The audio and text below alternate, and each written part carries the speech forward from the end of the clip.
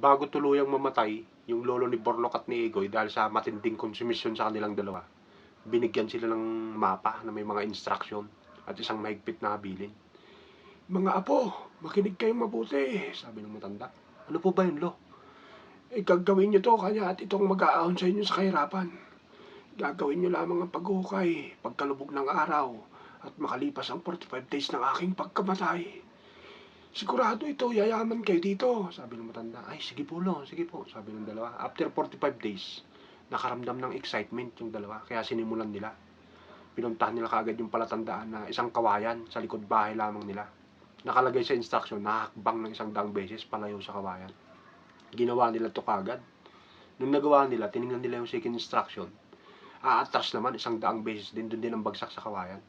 Aba, talagang niluloko lang yata tayo ni Lolo. Gumaganti lang talaga kasi puro konsumisyon ginawa mo sa kanya eh, Bornok. Ay hindi, sabi niya. Maghukay na lang tayo, lubog na yung araw. Sinimulan nila maghukay ngayon.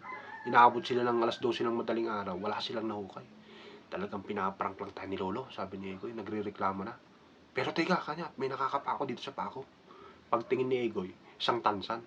Sa buwisit niya, itinapon niya ngayon. Eh, ano ba yun? Sabi ni Bornok. Tansan? Sabi. Walang yan, di mo malang tinigyan, baka may pre.